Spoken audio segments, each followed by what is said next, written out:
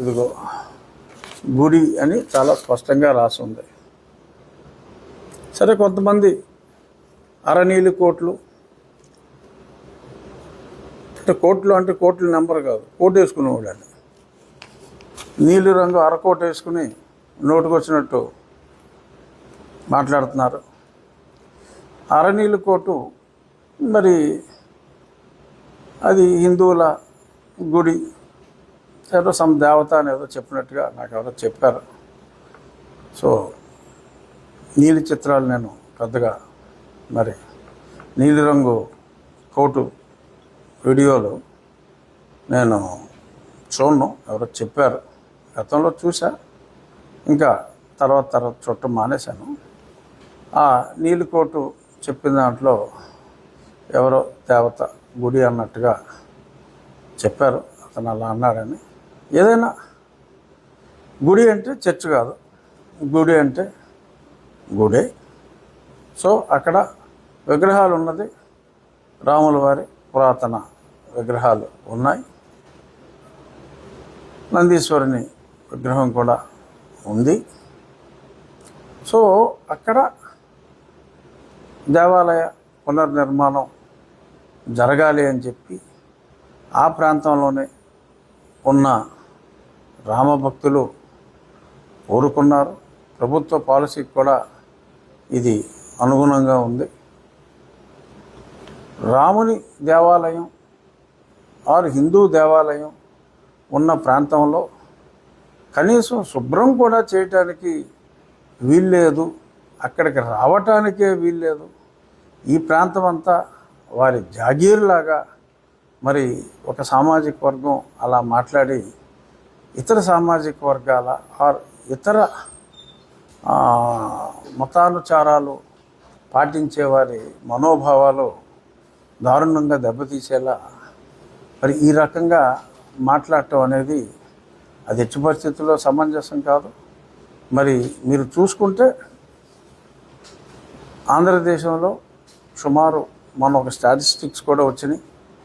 ప్రభుత్వ అనుమతితో నిర్మించిన చర్చిలు కేవలం 6,000, అనుమతి లేకుండా ఉన్న క్రీస్తు ప్రార్థనాలయాలు సుమారు 30,000 పైచిలు. సరే, నేను ఆ వాదనలోకి వెళ్ళాల. ఇప్పుడు ఆ పర్మిషన్ లేనివి ఏం చేయాలి?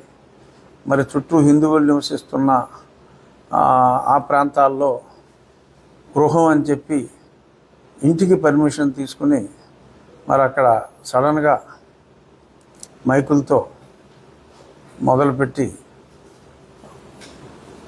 మరి మత వ్యాప్తి చేస్తున్న వారి గురించి నేను మాట్లాడదలుచుకోలేదు. కానీ ఇలా ఉన్న దేవాలయాన్ని పరిశుభ్రం చేయటానికే వీలు లేదు అని చెప్పి మరి ఆ రకంగా వెర్రితలలో వేసే విధంగా పరిణమిస్తే నేను డెఫినెట్గా నోరు మూసు కూర్చొని ఉండొచ్చు. కానీ ఆ ప్రాంతాల్లో అనుమతి లేకుండా హిందువుల నివాస ప్రాంతాల్లో చాలా చోట్ల దేవాలయాల అనుమతితో నిర్మించిన దేవాలయాల పక్కన అనుమతులు లేకుండా ఉన్న ఈ చర్చిల ఉనికిని నా నోరు మూసుకుని నేను ఉండొచ్చు. నీలి కోట్లను చూసి భయపడిపోయి నేను నోరు మూసుకుని ఉంటే ఉండొచ్చు. అరనీలి టోటల్ నీలి కోట్లు చూసి అంటే వాళ్ళు ఊహించుకుంటూ ఉంటారు కదా నేను భయపడిపోతానని. నిజంగానే భయపడిపోయాం అనుకుందాం ఫర్ సపోజ్. కానీ ప్రజలు అందరూ ఈ అరకోటికి ఫుల్ కోటికి భయపడరు కదా, మరి వాళ్ళ రియాక్షన్ ఉండొచ్చు కదా. సో ఇలా ఇతరుల మనోభావాల్ని దెబ్బతీయటం అనేది సమంజసం కాదు అని చెప్పి నేను తెలియచేస్తూ, ఇప్పుడు ఆకువీడు ఉండి నియోజకవర్గం సస్పెన్షన్లో ఉన్నాడు. ఏంటి సంబంధం? క్రైస్తవుల సమస్య. అతను క్రైస్తవుడు కాదు అంటున్నాడు. క్రైస్తవులు కాని వాడికి సమస్య ఏంటి? ఎందుకంటే వాళ్ళు వీడియోలో చెప్పారు కదా, మేమందరము క్రైస్తవులము, ఎచ్చడ హిందువు లేడు అని చెప్పారు కదా. మరి చెప్పినప్పుడు మరి అతను సరే, ఎనీహో అతని గురించి మనకి అనవసరం. నేను చెప్పేది ఏంటంటే, ఈ సంఘటన జరిగిన తర్వాత నేను టీటీడీ సహకారంతో నిర్మిస్తాం అని చెప్పిన తర్వాత నాకు 100 మందికి పైగా ఫోన్లు చేశారు, కొన్ని వేల మెసేజ్లు వచ్చినాయి. సోషల్ మీడియాలో కామెంట్స్ రూపంలో అయితే కనీసం 1,00,000 కామెంట్స్ ఉంటాయి. 5,000 10,000 వ్యూస్ ఉన్న ఛానల్లో కూడా ఈ వార్త లక్షల్లో, 6 లక్షలు, 7 లక్షలు, 8 లక్షలు, 2,000 3,000 కామెంట్స్ ఈ రూపంలో ఎవరైనా చదువుకోవచ్చు, అది నెట్లోనే ఉన్నాయి. మీరు మన భక్తుల సహకారంతోనే అయోధ్యలో రామమందిరం నిర్మించినట్టుగానే ఇక్కడ ప్రభుత్వ సహాయం లేకుండా భక్తుల వితరణతోనే ఆ దేవాలయం నిర్మిస్తే బాగుంటుంది రాజుగారు అని చెప్పి ఎంతోమంది నాకు చెప్పారు. నేను కూడా అనుకున్నది ఏంటంటే, రాముని ఆరాధించే హిందూ ధార్మిక సంస్థలని ఇన్ఛార్జిగా, అంటే వారి నేతృత్వంలో, వారి సారథ్యంలో ప్రముఖ శిల్పి,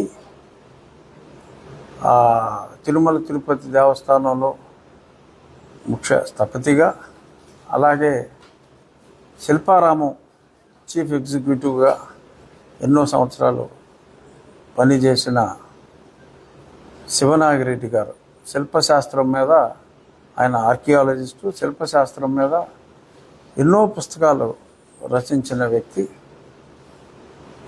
ఎన్నో దేవాలయాలు, కొన్ని వందల దేవాలయాలు నిర్మించిన వాస్తుశిల్పి, స్థపతి, వారితో పూర్తిగా రాతి కట్టడంతో, అంటే కొన్ని వందల సంవత్సరాలు నిలబడి ఉండేలా పూర్తిగా రాతి కట్టడంతో, అక్కడ స్థలం తక్కువ ఉంది కాబట్టి ఆ స్థలంలోనే అత్యంత సుందరంగా పూర్తిగా రాతితో రామాలయాన్ని అక్కడ నిర్మించాలంటే ఎంత అవుతుంది అని కూడా అడగటం జరిగింది.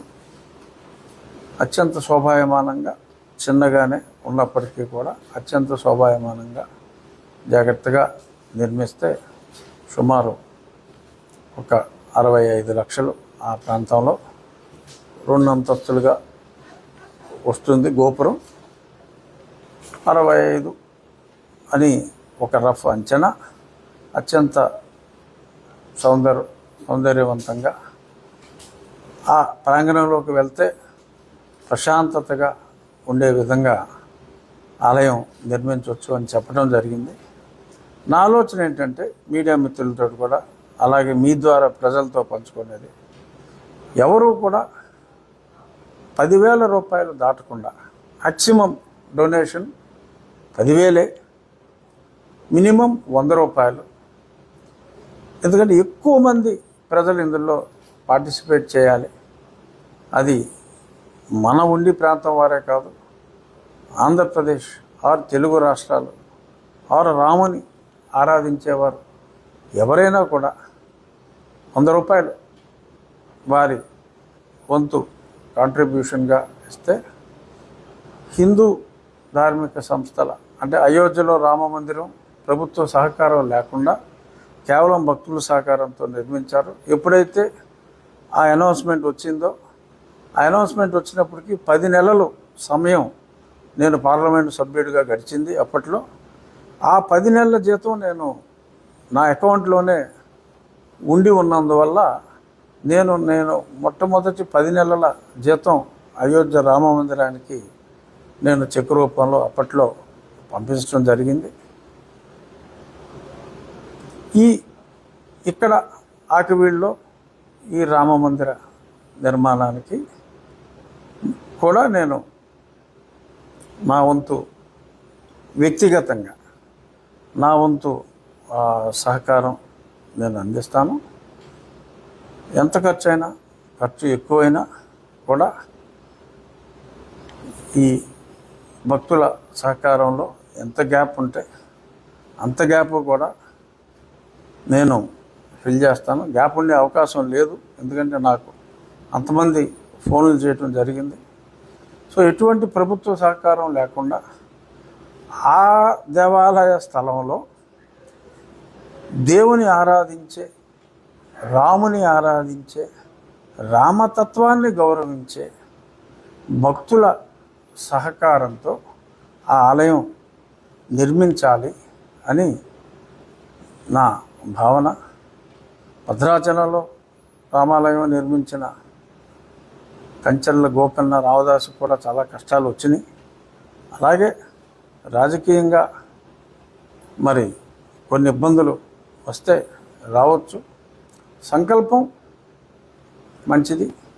ఈ శ్రీరామనవమి నాటికి నేను రాబోయే 1-2 రోజుల్లో ఆ హిందూ ధార్మిక సంస్థలు ఎవరైతే రామతత్వాన్ని బోధిస్తున్నారో ఆ రామతత్వాన్ని బోధించే, రాముని ఆరాధించే ఆర్గనైజేషన్స్తో మాట్లాడి వారి బ్యాంక్ అకౌంట్ కూడా వారి నేతృత్వంలోనే ఉండేలాగా అంతా పారదర్శకంగా వారి నాయకత్వంలో స్థపతి డిజైన్లన్నీ కూడా స్థపతి గారి నేతృత్వంలో డిజైన్లన్నీ ఫైనలైజ్ చేసి ఆ దేవాలయం సాధ్యమైనంత తొందరగా నిర్మించాలనేది, వచ్చే శ్రీరామనవమి నాటికి పూర్తి చేయాలి అనేది కోరిక. ఖచ్చితంగా నా విన్నపం కూడా అక్కడున్న నిన్న మొన్న గొడవ చేసిన మేమందరం క్రిస్టియన్సే అని గొడవ చేసిన వారికి కూడా నా వినతి ఏమిటంటే, అక్కడ నేను వెరిఫై చేశా, మరి సెన్సస్ ప్రకారం అతి తక్కువ మంది క్రిస్టియన్స్ ఉన్నారు. ఇన్ రియాలిటీ చర్చికి వెళ్ళటం కానీ, వారి మరణానంతర కార్యక్రమాల నిర్వహణలో ఫాలో అయ్యే రిచువల్స్ కానీ ఇవన్నీ చూస్తే చాలా ఎక్కువ శాతం క్రిస్టియన్లు ఉన్నట్టుగా తెలిసింది. కానీ అది మనం నమ్మలేం, ఎందుకంటే వారి సర్టిఫికెట్సే మనకి ప్రామాణికం కాబట్టి. ఆ సర్టిఫికెట్స్లో మరి మెజారిటీ పర్సంటేజ్ హిందువులే ఉన్నారు కాబట్టి, సరే వారు హిందువులా క్రైస్తవులా అన్నది 5 నిమిషాలు పక్కన పెడితే, అక్కడ ఇంకా ఇతర కులాల వారు కూడా దానికి 100 మీటర్ల పరిధిలోనే ఇతర సామాజిక వర్గాల వారు కూడా ఉన్నారు. ఒక దేవాలయం అంటే ఇప్పుడు కాలకూరులో మన గుడి ఉందంటే అది కాలకూరులకు కాదు, రాష్ట్రం అంతా కూడా అక్కడికి వస్తూ ఉంటారు. మావుళ్ళమ్మ గుడి అంటే భీమవరం వల్లే కాదు, రాష్ట్రం అంతా కూడా ఆ గుడికి వస్తూ ఉంటారు. అలాగా ఇది ఏదో ఒక కాలనీకో ఒక 10 కుటుంబాలకో సంబంధించింది కాదు. రాముడు ప్రజల ఆస్తి. అక్కడ రామాలయం అందరికీ కూడా, బయట నుంచి వచ్చే వాళ్ళకు కూడా అక్కడ రామాలయం అనేది ఒక చక్కటి ప్రమాణాలతో, వాస్తు పరిజ్ఞానంతో చక్కటి రామాలయాన్ని అక్కడ నిర్మించడం జరుగుతుంది. వీరు కూడా సహకరించాలి అని చెప్పి కోరుకుంటున్నా. అన్ని మతాల వారు చక్కగా సామరస్యంగా కలిసి ఉండాలి. క్రిస్టియానిటీ, అన్ని మతాలు కూడా ఫైనల్గా చెప్పేది ఒకటే, బట్ ఎవరి దారులు వారివి. నీ దారిలోకి నేను అడ్డు రాను, వీరి దారిలోకి మీరు అడ్డు రావద్దు. అన్ని మతాలు పక్కనే ఆల్రెడీ చర్చ్ కట్టారు, ఉన్నామండి. రామాలయం ఉంది, రామాలయంలో చక్కటి రామాలయం నిర్మాణానికి సహకరించండి. మీరు చర్చ్ కడితే మీ చర్చ్ నిర్మాణానికి కూడా మేమందరం కూడా సహకరిస్తాం.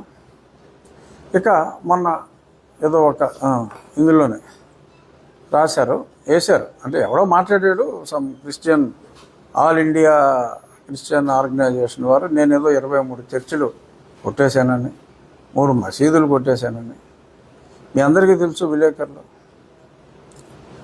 మొన్న ఇక్కడ బ్రిడ్జ్ కట్టేటప్పుడు ఎప్పటి నుంచో పెండింగ్లో ఉన్న కోపెల్ల బ్రిడ్జ్కి, మరి ఆ కోపెల్ల బ్రిడ్జ్ ఆ పక్కన కాలువ డైవర్ట్ చేయకుండా మనం బ్రిడ్జ్ కట్టడం కుదరదు కాబట్టి కాలువ డైవర్షన్కి కాలువ పక్కనే ఉన్న స్థలంలో గతంలో ఒక చర్చ్ కట్టేసి ఉంటే ఆ చర్చ్ నిర్వాహకులతో మాట్లాడి అదే జక్కరం గ్రామంలో ఇంకొక నా స్నేహితుని సహకారంతో 12 లక్షల రూపాయలు ఇప్పుడున్న చర్చ్ కన్నా ఇంకో 20% ఎక్కువ చదరపు అడుగులు వచ్చే విధంగా చర్చ్ కట్టవచ్చు అంటే అది ఒక చిన్న చర్చ్ ఉంటే వారిని ఒప్పించి ఆ అమౌంట్ కన్ఫర్మేషన్ ఇచ్చి ఈ చర్చిని వారి చేతుల మీదుగానే నిర్మూలించడం జరిగింది. వారే తీసుకున్నారు. ఇంకా ఒక 2 అతి చిన్న పేరుకి చర్చ్ కానీ కొన్ని 2 షెడ్లు కాలువ మీద కర్రలేసేసి ఆ కాలువ మీదే చర్చ్ లాంటి నిర్మాణం జరిగినప్పుడు వాటిని కొన్ని వందల గృహాలు కూడా మరి ప్రజలకి తాగునీరు సాగునీరు అందాలి అంటే కాలువల పూడిక కరెక్ట్ కాదు కాబట్టి ప్రజలందరి సహకారంతోనే ఒక 2-3 మినీ చర్చి లాంటి నిర్మాణాలని ఇతర ఇళ్ళలాగానే తొలగించడం జరిగింది. సో ఆ 3 చర్చిల్ని 23 చర్చిలు చేశారు వారు. మసీద్ అనేది అసలు ఎక్కడా కూడా వారు ఈ రకంగా అక్రమ నిర్మాణాలు చేయలేదు. ఉండిలో ఒక మసీదు పక్కన కాలువ గట్టుంటే ఆ రోడ్లు ట్రాఫిక్ ఎక్కువైంది. ఆ రోడ్ని మళ్ళీ మట్టి రోడ్డు మీద సీసీ రోడ్డు చేయాలి అని చెప్పి ఆ మసీదు పెద్దల్ని మాట్లాడి మీకు ఈ పక్క రోడ్ని మీరు వాడుకుంటున్నారు, వెనకాల స్థలం ఉంది, వెనకాల మీకు 3 సెంట్లు స్థలం మీకు వాడుకోవడానికి అనుమతిస్తాం, ఇక్కడ ఈ రోడ్డు వేసుకుంటే మీ మసీదుకి రావడానికి కూడా ఆ వెనక రోడ్డు నుంచి షార్ట్ కట్లో రావచ్చు, అన్ని విధాలా ఉపయోగపడుతుంది అని అంటే వాళ్ళు ఎంతో సంతోషంగా ఇలా చేస్తే చాలా బాగుంటుంది అని చెప్పి వారంతటి వారే ఒక చిన్న షెడ్డు లాంటిది వారే తీసివేసి ఆ సీసీ రోడ్డు అక్కడ వేయటం జరిగింది.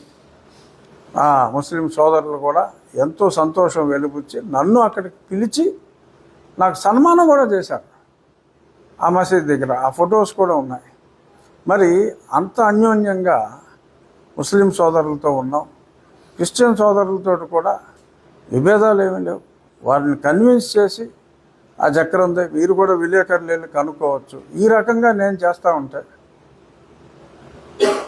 రాజకీయం చేయడం కోసం సస్పెండ్ అయిన అధికారులు కొందరు ఇక్కడున్న వీళ్ళతో కలిసిపోయి, ఎవరో ఇస్మాయిల్ అని ఒక అతను తరచుగా గొడవ చేస్తున్నాడంట, వీళ్ళతో కలిసిపోయి ఎక్స్టర్నల్ శక్తులు ఇక్కడ ప్రవేశించి జనాల్లో లేనిపోని కలతలు సృష్టించి ఆ కలతకేదో నేను కారణమైనట్టుగా నేను తీసుకుంటున్న ఈ ప్రో రామ స్టాండ్ వలన అరకోటుకున్న ఒకళ్ళిద్దరు కార్యకర్తలు బహుశా వాళ్ళేదో గతంలో మా కూటమికి ఓట్లు వేసినట్టు ఇప్పుడు ఆ 1-6 ఓట్లు వెయ్యము అని చెప్పి బెదిరిస్తున్నట్టు మాట్లాడుతున్నట్టుగా అర్థమైంది. అర్థమైన వాళ్ళు 99% ఉన్నారు. అర్థం చేసుకున్న వాళ్ళు 1-6% ఉన్నా దానికి ఇటువంటి వాళ్ళ ట్రాప్లో పడితే మనం చేయగలిగేది ఏమీ లేదు. విజ్ఞత కలిగిన ప్రజలు ఏ మతం వారైనా సరే పారదర్శకంగా వ్యవహరిస్తున్న నా తీరుని ఇక్కడికి వచ్చి ప్రత్యక్షంగా మీరు తెలుసుకోండి తప్ప అరనీలి కోటు పూర్తి నీలి కోటు పేలే అవాకులు చవాకులు నా నియోజకవర్గం వరకు వచ్చి ఇక్కడ జరిగిన అభివృద్ధి ఏమిటి, ప్రజల అభిప్రాయం ఏమిటి, ఎవరో ఒకళ్ళిద్దరూ వాళ్ళ దగ్గర పేమెంట్లు తీసుకుని మాట్లాడే వాళ్ళ గురించి మాట్లాడే స్థాయి కూడా నాది కాదు.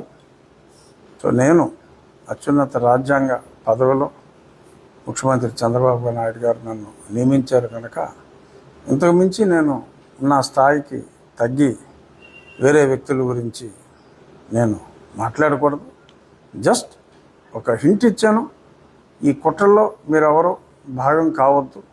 ఎక్స్టర్నల్ ఫోర్సెస్ ఇక్కడ కుట్ర పన్నుతున్నాయి.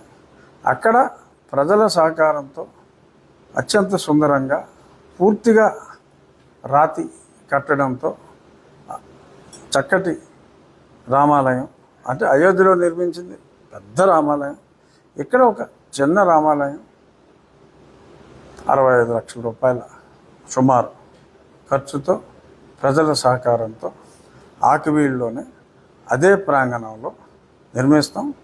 దానికి మరొక్కసారి అక్కడున్న ప్రజలు, వారు క్రైస్తవులు కావచ్చు, హిందువులు కావచ్చు, ఏ కులం వారైనా కావచ్చు, అందరి సహకారం కూడా ఉంటే బాగుంటుంది అని తెలియజేస్తూ వచ్చే శ్రీరామనవమి నాటికి అక్కడ రామాలయంలో తప్పకుండా మనం ప్రార్థనలు చేయగలము అని చెప్పి ఆశిస్తున్నా. ఏమన్నా ప్రశ్నలు ఉంటే అడగండి. ఈ ఆర్ఎస్ఆర్ చూపెట్టాను క్లియర్గా. ఇగో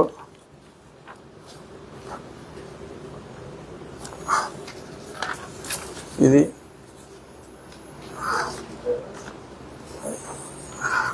చెయ్యి సరిగ్గా పనిచేయట్లా. నంది బొమ్మ ఉందా? ఇక్కడ ఉందా? ఇందులో లేదు, ఇంకో దాంట్లో ఉంది. ఇది కూడా మనం క్లీన్ చేసిన తర్వాత ఆ తర్వాత చాలా డాక్యుమెంట్స్, ఇది 1991లో డాక్యుమెంటు. ఆ డాక్యుమెంట్లో కూడా ఉత్తరం రామాలయం డాక్యుమెంట్లో ఆ ఏరియాలో ఉన్న డాక్యుమెంటు ఎవరైతే హా అన్నారో బహుశా వాళ్ళ డాక్యుమెంట్ అనుకుంటాను.